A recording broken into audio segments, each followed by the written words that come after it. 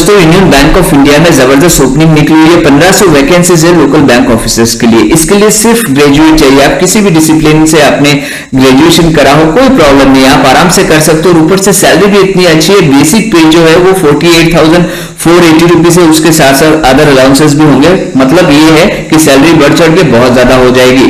तो देर किस बात की, इस नोटिफिकेशन के बारे में पूरा डिटेल्स में जानते हैं। लेकिन उससे पहले अगर आप नए हो हमारे चैनल पे और अभी तक सब्सक्राइब नहीं किया है तो सब्सक्राइब कर लो अभी, क्योंकि ऐसे ही और भी बहुत सारी जानकारी, बहुत सारी जॉब नोटिफिकेशंस आपको आगे भी देते रहेंगे। तो इसकी जानकारी के लिए सब्सक्राइब करना जरूरी है। तो चलिए देखते हैं आगे। तो इसके बारे में पूरा डिटेल्स में जानते हैं। लोकल बैंक ऑफिसर पोस्ट का नाम है, वैकेंसी जो है वो 1500 है। इसकी सैलरी के बारे में ऑलरेडी बता दिया था आपको। सैलरी जो है ये आप देख सकते हो 48,480 जो बेसिक पे है। इसके साथ साथ अदर अलाउंसेस भी है। इसका जो लास्ट डेट है वो है 13 नवंबर। एप्लीकेशन ऑलरेडी स्टार्ट हो गया है, तो आप वेट मत करो, अप्लाई कर दो जल्दी से। इसके बारे में पूरा बताएंगे कैसे अप्लाई करना है, क्या है। वीडियो में बने रहना लास्ट तक, पूरा डिटेल्स आपको बताएंगे, ठीक है। तो आते हैं, नीचे जाते हैं और हम देखते हैं बाकी इसके लिए ये जो पोस्ट, ये तो पोस्ट हो गया और ये हमारा बेसिक पे हो गया और वैकेंसीज हो गया, ठीक है। पोस्ट कहाँ कितनी पोस्टें हैं वो हम देख लेते हैं। देखो स्टेट वाइज वैकेंसीज दिया हुआ है।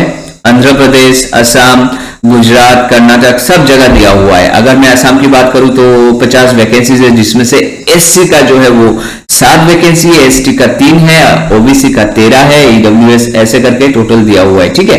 आंध्र प्रदेश का बात करूं तो ये 200 वैकेंसीज दिया हुआ है, ठीक। और एससी के इतने, एसटी के इतने, ये सारा दिया हुआ है। एक चीज आप ध्यान दोगे तो यहाँ क्या है, यहाँ मैंडेटरी लैंग्वेज प्रोफिशिएंसी जो है वो दिया हुआ है। मतलब लैंग्वेज प्रोफिशिएंसी मतलब लैंग्वेज में पारदर्शी, मतलब आप उस लैंग्वेज के बारे में आपको जानकारी होनी चाहिए। मतलब सिर्फ जानकारी नहीं, रीड, राइट एंड स्पीक तीनों ही होना चाहिए, अच्छा आना चाहिए। मतलब लिखना भी आना चाहिए, पढ़ना भी आना चाहिए और बोलना भी आना चाहिए, ठीक है। तो कोई भी लैंग्वेज के मतलब स्टेट की बात करूं तो इसमें मैंडेटरी, क्योंकि एक प्रोफिशिएंसी लैंग्वेज टेस्ट भी होगा। अगर आपके सर्टिफिकेट में, जैसे देखो इंटरव्यू स्टेप जो है, मतलब सिलेक्शन प्रोसेस जो है, पहले फिर एक लैंग्वेज प्रोफिशिएंसी टेस्ट होगा और उसके बाद पर्सनल इंटरव्यू होगा। तो प्रोफिशिएंसी टेस्ट उन्हीं लोगों का होगा जिनके जो एजुकेशनल क्वालिफिकेशन वो सबमिट करेंगे या अपलोड करेंगे या जो भी डिटेल्स देंगे बैंक के पास। तो वहां अगर उनके मैट्रिकुलेशन सर्टिफिकेट हो या हायर सेकेंडरी सर्टिफिकेट, मतलब उसमें हो मार्कशीट या सर्टिफिकेट, कहीं भी अगर ये लैंग्वेज, लोकल लैंग्वेज मेंशन करा हुआ हो तो फिर आपको ये टेस्ट देने की जरूरत नहीं है। मतलब इससे पता चल जाता है कि आपने वो लैंग्वेज पढ़ा है। मैं अगर किसी भी स्टेट की बात करूं, मैं अगर मान लो जैसे असम की बात करूं, यहां लिखा हुआ है असामीज, ठीक है। असम स्टेट में असामीज जो है वो मैंडेटरी है, प्रोफिशिएंसी लैंग्वेज टेस्ट होगी आपकी। लेकिन असम के कुछ एरियाज है जहां अगर मैं मान लू बराक वैली है और बोडोलैंड टेरिटोरियल काउंसिल जो है, ठीक है, तो उस एरिया में, दोनों एरिया में अलग होगा लोकल लैंग्वेज। असमीज जो है इन दोनों एरिया को छोड़ के, असम के इन दोनों एरिया को छोड़ के बाकी जगह जो है असमीज होगा, ठीक है। बराक वैली के लिए बंगाली होगा और बोडोलैंड के लिए हिंदी होगा, ठीक है, बोडो लैंग्वेज जो होगा। अच्छा, पहले मैं सिटीजनशिप की बात कर लूं। सिटीजनशिप ऑब्वियसली इंडियन सिटीजन होना चाहिए आपको। और कुछ अलग केसेस में सब्जेक्ट मतलब कुछ कंडीशनल केसेस है जहां नेपाल, भूटान के लोग भी इसमें अप्लाई कर सकते हैं। तो उसके बारे में ज्यादा हम डिटेल्स नहीं वो करते। आ जाते एज एंड एजुकेशनल क्वालिफिकेशन में। एजुकेशन क्वालिफिकेशन क्या, मैंने जैसे बोला था स्टार्टिंग में, ओनली ग्रेजुएट चाहिए। A full time regular bachelor degree in any discipline from a recognised institution recognised by government of India, ठीक है। Full time regular bachelor degree होना चाहिए, तभी आप इसमें अप्लाई कर सकते हो। देखो इसमें प्लस पॉइंट ये है, परसेंटेज का कुछ नहीं लिखा है। मतलब आपने अगर सिंपल भी पास किया हो, एकदम पुअर परसेंटेज, तो भी आप अप्लाई कर सकते हैं। यहाँ क्या लिखा हुआ है, the candidate must produce valid marksheet, degree certificate that she is a graduate of the day she registers and indicate the percentage of the marks obtained in graduation while registering online। मतलब जब आप online register करोगे तब तक आपके पास पास certificate होना चाहिए। ऐसा नहीं कि आप रिजल्ट वेटेड हो। रिजल्ट वेटेड हो तो आप अप्लाई नहीं कर सकते हो, आपको ग्रेजुएट नहीं माना जाएगा। एज जो है वो है 20 से 30 साल का एज है, ठीक है, मैक्सिमम 30 साल का है। लेकिन अगर आप रिजर्व कैटेगरी से बिलोंग करते हो, मैं हर एक वीडियो में, नोटिफिकेशन वाले वीडियो में कहता हूँ रिजर्व कैटेगरी वाले केस जो है कितना रिलैक्सेशन मिलता है, तो वो आपको पता ही होगा, वो स्टैंडर्ड है ऑल ओवर इंडिया। कुछ स्टेट स्पेसिफिक भी होता है अगर स्टेट गवर्नमेंट की जॉब है, क्योंकि ये सेंट्रल गवर्नमेंट की जॉब है तो सेंट्रल गवर्नमेंट का क्राइटेरिया लागू होगा इसमें। SC/ST के लिए 5 इयर्स, OBC के लिए 3 इयर्स, ये जो स्टैंडर्ड रिलैक्सेशन क्राइटेरिया है। तो SC/ST से आप बिलोंग करते हो तो आपको 5 साल का जो है वो मिलता है रिलैक्सेशन, मतलब 35 इयर्स तक की अगर आपकी एज है तो आप अप्लाई कर सकते हो। तो ऐसे करके आप कैलकुलेट करके देख सकते हो अपना एज, ठीक है। Cut off dates for eligibility, जो एज जो कैलकुलेशन होगा वो 1/10/2024, मतलब 1 अक्टूबर 2024 तक देखा जाएगा आपका एज कितना हुआ, 30 साल हो गया या उससे क्रॉस कर गया। अगर 30 साल हो गया तब तो आप लिमिट पहुंच गए, ठीक है। 30 साल के अंदर मैक्सिमम 30 साल से एक दिन भी होगा ज्यादा तो आप अप्लाई नहीं कर सकते। लेकिन हाँ, अगर रिजर्वेशन वाले कैटेगरी में आप आते हो तो आप अप्लाई कर सकते हो, ठीक है। ये रिलैक्सेशन वाला वो दिया हुआ है जो अभी मैंने बोला, SC/ST का है, OBC का दिया हुआ है, person with benchmark disability, PWBD जिसे कहते हैं। इसके अंडर भी और भी बहुत सारे ऑप्शंस है डिसेबिलिटी में, तो वो दिया हुआ है। एक्स सर्विसमैन के लिए है, पर्सन अफेक्टेड बाय 1984 रायट्स जो हुआ था, जो भी अफेक्टेड हुए थे उन लोगों के लिए 5 साल, मतलब ठीक है 5 साल, और उन लोगों के लिए उनकी फैमिली में जो भी है उनके लिए 5 साल।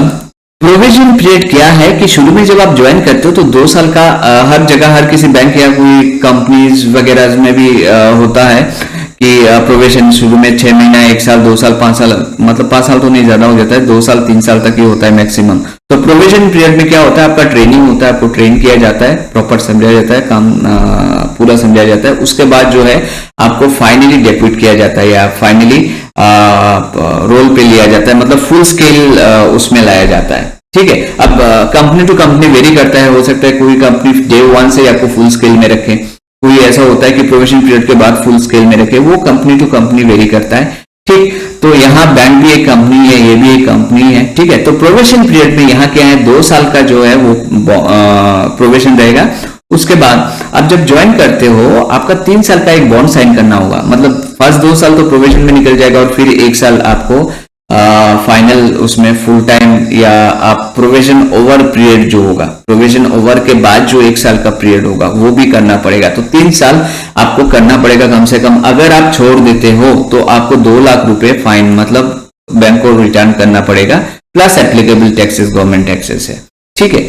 सिलेक्शन प्रोसेस में क्या है, सिलेक्शन प्रोसेस जो है वो आपका ऑब्वियसली फर्स्ट ऑनलाइन टेस्ट होगा, ऑनलाइन एग्जामिनेशन होगा, उसके बाद क्या होगा, उसके बाद एक लैंग्वेज प्रोफिशिएंसी टेस्ट होगा और फिर पर्सनल इंटरव्यू होगा। ऑनलाइन टेस्ट में जो ऑनलाइन टेस्ट की जो सिलेबस होंगी, पैटर्न जो होगा वो लिखा गया है यहाँ, देखो। रीजनिंग एंड कंप्यूटर एप्टीट्यूड होगा, 45 क्वेश्चंस होंगे, 60 मार्क्स होंगे, इंग्लिश हिंदी दोनों मीडियम में होंगे और 60 मिनट टाइम आपको मिलेगा, ठीक है। यहाँ जनरल इकोनॉमी, बैंकिंग अवेयरनेस के लिए इतने क्वेश्चंस, इतने 40 मार्क्स, देन 35 मिनट्स का टाइम मिल गया, ऐसे सारे टॉपिक्स दिया हुआ है और मार्क्स कितने, क्वेश्चन कितने दिया हुआ है टोटल। तो इन टोटल हम ये कह सकते हैं 155 क्वेश्चंस है, 200 मार्क्स है और 180 मिनट, मतलब 3 आवर्स का टाइम आपको मिलेगा, ठीक है।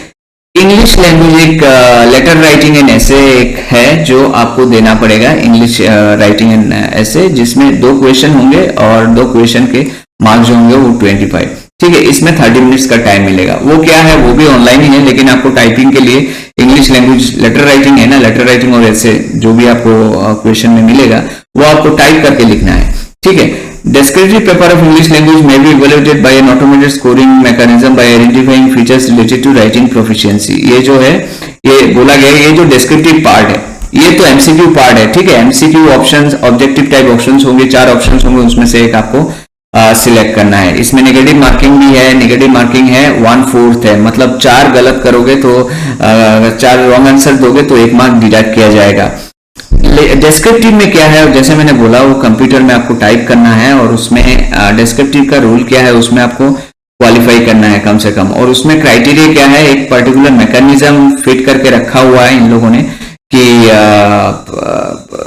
सेंटेंस कितने आपने लिखा है, वर्ड कितने कितने लिखा है, ये सारा मतलब करके अपने तरीके से वो इवेलुएट करके आपको स्कोर देंगे उसमें डिस्क्रिप्टिव में। ठीक है, तो मिला जुला के ये हो गया, ये ऑब्जेक्टिव पार्ट और ये डिस्क्रिप्टिव पार्ट, ये हो गया ऑनलाइन टेस्ट का पार्ट। इसमें आपको मार्क्स ऑब्वियसली बेटर लाना ही पड़ेगा। उसके बाद जो है इसमें से अगर आप शॉर्टलिस्ट हो जाते हो, फिर आपका जो है वो होगा प्रोफिशिएंसी, लैंग्वेज प्रोफिशिएंसी टेस्ट। अगर आपने मतलब स्कूलिंग में या आप सेकेंडरी लेवल पे या जूनियर लेवल पे जो भी मतलब आपने जो सर्टिफिकेट दिया है उसमें अगर वो सब्जेक्ट नहीं है जो मैंडेटरी सब्जेक्ट है, स्टेट लैंग्वेज है, वो अगर नहीं है तो उस सब्जेक्ट में आपने पढ़ाई नहीं किया तो आपको वो टेस्ट देना पड़ेगा। लेकिन वो सब्जेक्ट अगर मेंशन है तो आपको देने की जरूरत नहीं है। इससे रिलेटेड कोई कंफ्यूजन होगा तो कमेंट बॉक्स में कमेंट करना। ठीक है, देखो ये लैंग्वेज प्रोफिशिएंसी टेस्ट के बारे में जो मैंने बोला था ये लिखा हुआ है। उसके बाद आ जाते हैं हम पर्सनल इंटरव्यू। पर्सनल इंटरव्यू आपको देना पड़ेगा जैसे ये लैंग्वेज टेस्ट हो जाता है। अगर जरूरत नहीं है तो कोई बात नहीं, रिटन ऑनलाइन टेस्ट के बाद हम ऑनलाइन कंप्यूटर बेस्ड टेस्ट जो होगा उसके बाद अगर शॉर्टलिस्टिंग होता है तो पर्सनल इंटरव्यू के लिए आपको बुलाया जाएगा। ठीक है, ये जो शॉर्टलिस्टिंग होगा पर्सनल इंटरव्यू के लिए वो 1:3 बेसिस में होगा। मतलब एक पोस्ट के लिए 3 जनों को सिलेक्ट किया जाएगा, 3 जनों को बुलाया जाएगा पर्सनल इंटरव्यू के लिए। एग्जाम सेंटर की मैं बात करूं तो आप एग्जाम सेंटर देख सकते हो, अलग अलग स्टेट के एग्जाम सेंटर है। आंध्र प्रदेश की ये सारा है, असम के डिब्रूगढ़, गुवाहाटी, जोरहाट, सिलचर, तेजपुर, बिहार जो बिहार के पटना में है, छत्तीसगढ़ के रायपुर में, ऐसे सेंटर दिया हुआ है। और सेंटर के डिटेल्स भी आप देख सकते हो कहाँ का एग्जाम। तो पहले ही आप नोटिफिकेशन देख लो तो आपको सेंटर का आइडिया लग जाएगा और फिर जब आप फॉर्म फिलअप करोगे तो आप उसके अकॉर्डिंग सेंटर भी भर सकते हो जो आपका नियर बाई होगा। इंटरव्यू जो होगा आपका फाइनल इंटरव्यू, तो उस टाइम पे क्या क्या आपको ले जाना पड़ेगा। ऑब्वियसली जब आप, ये तो इंटरव्यू के बारे में बोला गया है, जब आप रिटन टेस्ट देने जाओगे तो आपको तो पता ही है कॉल लेटर लेके जाना होगा और आईडी प्रूफ लेके जाना होता है। ठीक है, अब जब फाइनल इंटरव्यू के टाइम पे आप जाओगे तो क्या क्या लेके जाना पड़ेगा आपका अगर शॉर्ट लिस्टिंग हो जाता है। तो एक print out of interview call letter, system generated print out of the application form.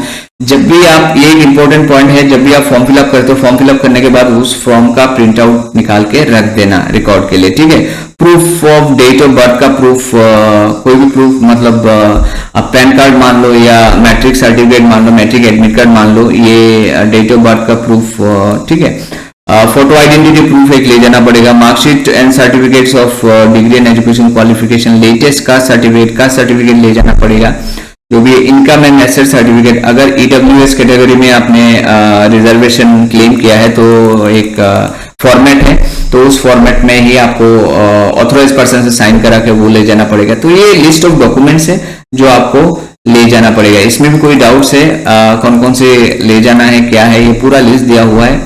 तो अगर डाउट है तो आप हमें बता सकते हो। फीस जो है जब आप अप्लाई करोगे, अप्लाई करने के बाद लास्ट ऑप्शन में आपको मिलेगा फीस पेमेंट का ऑप्शन, जहां आपको फीस पेमेंट करने के बाद फाइनल सबमिट करना पड़ता है। ठीक है, जनरल ईडब्ल्यूएस ओबीसी के लिए जो फीस है वो है 850 रुपीज। ठीक है, और SC ST और PWBD कैंडिडेट्स के लिए 175 रुपीज, इतना आपको पे करना पड़ेगा इंक्लूसिव ऑफ GST, सब कुछ मिला के ये टोटल कॉस्टिंग है। ठीक, अगर आपको ये पता नहीं चल रहा है कहाँ अप्लाई करना है तो सिर्फ गूगल पेज निकालिए, गूगल में जाके यूनियन बैंक अप्लाई लिंक डालिए, इसमें आपके पास ये ऑप्शन आएगा। इसमें ये जो रिक्रूटमेंट दिख रहा है, रिक्रूटमेंट वाला ऑप्शन में आप क्लिक करिए। क्लिक करते ही वो रिक्रूटमेंट वाला पेज जो है बैंक का वो ओपन हो जाएगा। देखिए रिक्रूटमेंट वाला पेज ओपन हो गया है। ठीक है, अब यहाँ क्या है, click here for notification, click here for apply, click here for apply पे आप क्लिक करना। अब देखो क्लिक हेयर फॉर नोटिफिकेशन, यहां भी क्लिक करोगे तो नोटिफिकेशन निकल जाएगा जो आपको अभी हमने दिखाया है या जिस नोटिफिकेशन को पढ़ के हम आपको बता रहे हैं। तो यहाँ क्लिक करोगे तो वो नोटिफिकेशन भी मिल जाएगा और यहाँ क्लिक करोगे तो अप्लाई पेज में चले जाओगे। ये आ गया अप्लाई पेज। यहाँ क्या करना है आपको, यहाँ क्या दिया हुआ है, login for already registered candidates, लेकिन ऊपर जो है click here for new registration दिया हुआ है। ठीक है, यहाँ क्लिक करोगे तो रजिस्ट्रेशन पेज पे चले जाओगे, वहां जाके आपको रजिस्टर करना है। यहाँ देखो पूरा लिखा हुआ है विवरण पूरा डिटेल्स में। ऑनलाइन रजिस्ट्रेशन 24 अक्टूबर को स्टार्ट हुआ, क्लोजर ऑफ रजिस्ट्रेशन 13 नवंबर को है, closure of editing application details 13 नवंबर। मतलब आपको कहीं मान लो आपने गलती कर दी है फॉर्म फिलअप करते वक्त, वो चेंज करना है तो वो 13 नवंबर से पहले आपको करना है, मैक्सिमम 13 नवंबर तक, उसके बाद नहीं होगा। Last date of printing your application 28 नवंबर तक आप अपना एप्लीकेशन प्रिंट आउट ले सकते हो। तो तो गलती मत करना, बाद में आपको मिलेगा नहीं। इसलिए प्रिंट आउट जब आप फॉर्म फिलअप करोगे, सबमिट कर दोगे, तो प्रिंट आउट निकाल कर रख देना। ऑनलाइन फीस पेमेंट जो है वो 24 अक्टूबर से 13 नवंबर, मतलब वो अप्लाई डेट भी और सब कुछ मतलब उसी डेट के अंदर 13 नवंबर के अंदर अप्लाई भी करना है, मॉडिफाई भी करना है, फ्री पे भी कर देना है। ठीक है, न्यू रजिस्ट्रेशन के लिए यहाँ ऊपर क्लिक कर देना है। क्लिक करते ही आपके पास आ जाएगा फुल नेम, कंफर्म नेम, ये सारा डिटेल्स आएगा और फिर आप फिलअप करते जाना फॉर्म, जो भी डिटेल्स मांगेगा, फिर फोटो, सिग्नेचर, फिर डिटेल्स, फिर ये बहुत सारे ऑप्शन आएगा, लास्ट में जाके पेमेंट ऑप्शन आएगा। यहाँ जाने के बाद आप पेमेंट कर देना, आपको बता दिया है कितना पेमेंट करना है, और उसके बाद सबमिट कर देना, आपका अप्लाई इसमें हो जाएगा। ठीक, तो आई होप इस वीडियो से आपको थोड़ा बहुत हेल्प मिलेगा और अप्लाई करना अब आसान हो जाएगा। कोई भी दिक्कत, कोई भी डाउट हो इससे रिलेटेड तो कमेंट बॉक्स में कमेंट करना, हम रिप्लाई कर देंगे।